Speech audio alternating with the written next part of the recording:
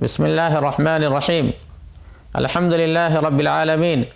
والصلاة والسلام علی اشرف الانبیاء والمرسلین محمد وآلہ واصحابہ اجمعین اما بعد فاعوذ باللہ من الشیطان الرجیم بسم اللہ الرحمن الرحیم یا ایہا الذین آمنوا کتب علیکم الصیام کما کتب علی الذین من قبلکم لعلکم تتقون۔ محترم سامعین کرام، آج ہم آپ کے سامنے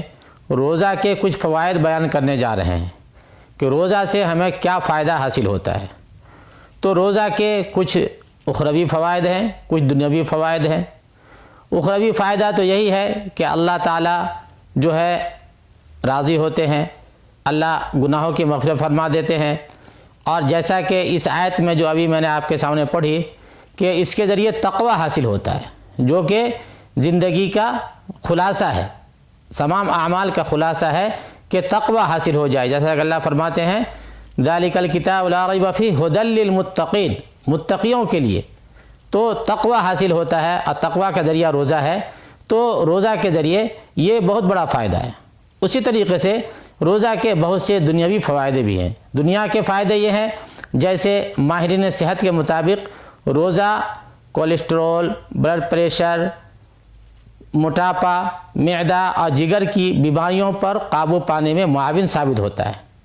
اسی طریقے سے روزہ رکھنے سے ایک مہینہ جو ہے نظام ہضم کو آرام ملتا ہے، جس سے جگر کو فائدہ ہوتا ہے۔ اسی طریقے سے روزہ رکھنے سے انسانی جسم میں بہت سے زہریلے مواد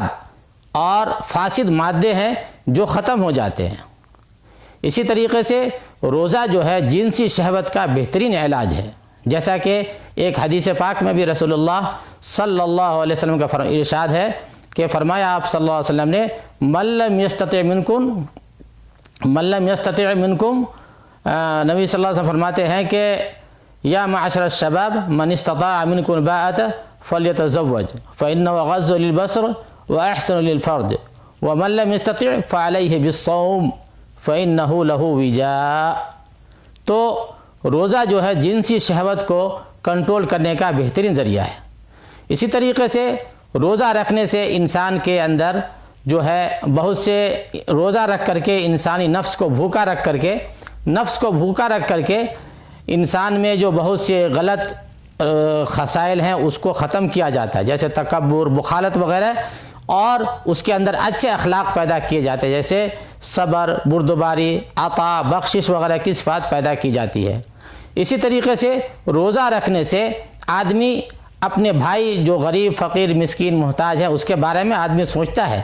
جب دیکھتا ہے کہ روزہ میں مجھے کیسی حالت ہوتی ہے کہ بھوک شدید لگتی ہے اور پیاس زیادہ لگتی ہے، تو میرا بھائی جو بہت سے غریب ہیں ان کے ساتھ تو پوری زندگی میں یا ہمیشہ کچھ ایسی حالت ہوتی ہوگی، تو روزہ رکھ کے آدمی اپنے بھائیوں کے بارے میں بھی سوچتا ہے جو کہ فقیر، مسکین، محتاج ہیں۔ اور اس طریقے سے دو فائدہ ہوتا ہے، ایک تو یہ کہ وہ کوشش کرے گا کہ کچھ اپنے بھائی کی مدد کر دے، مالی طور پر اس کی مدد کرے، اور اپنے لیے اللہ کا شکر ادا کرتا ہے کہ اللہ تعالیٰ نے اسے جو ہے فقر و محتاجگی سے بچایا ہے۔ تو روزہ کا یہ بھی ایک بہت بڑا فائدہ ہے۔ اسی طریقے سے روزہ رکھنے سے آدمی جو ہے گناہوں سے بچنے کی کوشش کرتا ہے کہ کھلم کھلا بھی گناہ نہیں کرے اور چھپ کر بھی گناہ نہیں کرے، کیونکہ روزہ میں آدمی جو ہے چھپ کر کے بھی کچھ کھاتا پیتا نہیں ہے، اکیلے میں بھی ہو تو بھی کھاتا پیتا نہیں اللہ کے ڈر سے۔ تو یہ ایک طرح کی عادت بن جاتی ہے کہ مستقبل میں زندگی میں گناہ چاہے کھلم کھلا ہو یا چاہے چھپ کر ہو، ہر گناہ سے بچنے کی جو ہے اس کو پریکٹس ہوتی ہے۔ اسی طریقے سے روزہ رکھنے سے آدمی کے اندر صبر اور محنت، مشقت وغیرہ کے جو ہے جذبہ پیدا ہوتے ہیں۔ اس کے علاوہ بہت سے فوائد ہیں، جیسے کہ ڈاکٹروں کا کہنا ہے کہ بہت سی ایسی بیماریاں ہیں جس میں آدمی کو بھوکا رکھ کے اس کا علاج کیا جاتا ہے۔ تو بھائیوں، روزے کے بہت سے فوائد ہیں، اللہ تعالیٰ ہم سب کو اس فوائد سے جو ہے مالا مال فرمائے، اور اللہ تعالیٰ ہم سب کو روزہ کی سعادت بخشے۔ وآخر دعوانا ان الحمد للہ رب العالمین۔